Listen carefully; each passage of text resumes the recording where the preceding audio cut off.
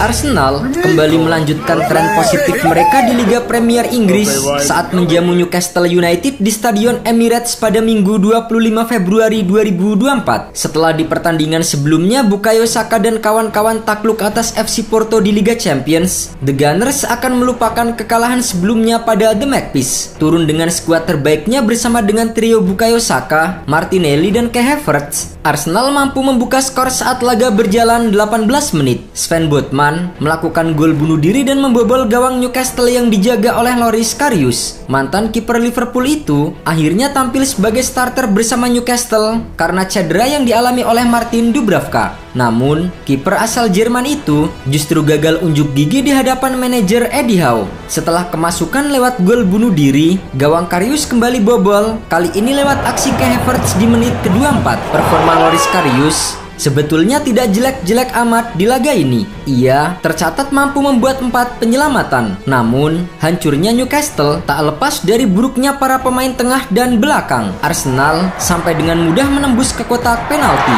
Karius kini harus menunggu momen bagus lagi untuk bisa unjuk gigi. Skor 2-0 untuk Arsenal pun bertahan hingga jeda. Di babak kedua, Arsenal yang tampil lebih dominan mampu melepaskan 18 percobaan dengan 8 diantaranya mengarah ke gawang. Hasilnya, The Gunners sukses menambah 2 gol di babak kedua lewat gol Bukayo Saka dan Jakub Kiwior di menit ke-69.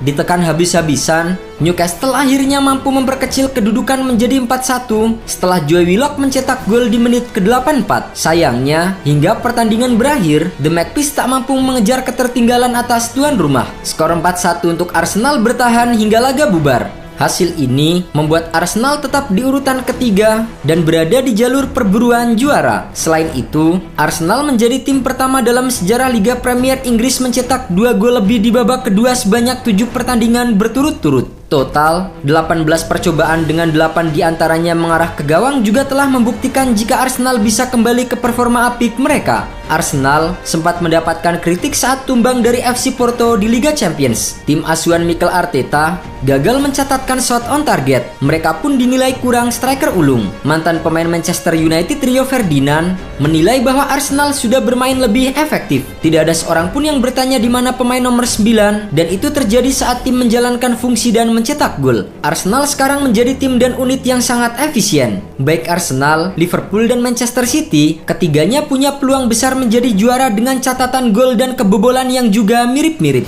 Hal itu menggambarkan level performa yang serupa. Hanya 3 tim ini yang sudah menembus 16 gol dan hanya kebobolan di bawah 30 gol hingga pekan ke-26 Liga Premier Inggris. Persaingan ini diperkirakan akan berlangsung hingga pekan terakhir mengingat ada tanda-tanda mengendur dari kedua tim tersebut. Arsenal yang gagal juara musim lalu akibat disalip Manchester City di sepertiga akhir kompetisi mengusung tekad penebusan, tapi terlibat di persaingan yang seketat ini diakui sang kapten Martin Odegaard sebagai sesuatu yang justru menggairahkan. Gairah itu tercermin dari performa mereka memasuki fase penentuan. Arsenal masih sempurna di 6 partai Premier League sepanjang 2024. The Gunners menggila dengan 25 gol dan hanya dibobol 3 kali dalam periode ini. Di pertandingan berikutnya, Arsenal akan memainkan matchday ke-27 Liga Premier Inggris dengan bertandang ke markas Sheffield United. Kemenangan akan menjadi modal bagus Arsenal untuk terus bersaing di perebutan gelar Liga Inggris musim 2023-2024.